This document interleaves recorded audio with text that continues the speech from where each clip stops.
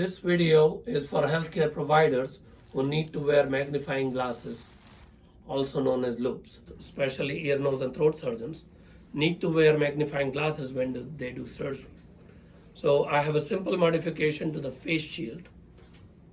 What we do is we take a regular face shield, mark two openings to allow these loupes to get through, and we make the hole using a disposable knife. This way the surgeon can wear loupes as well as the face shield.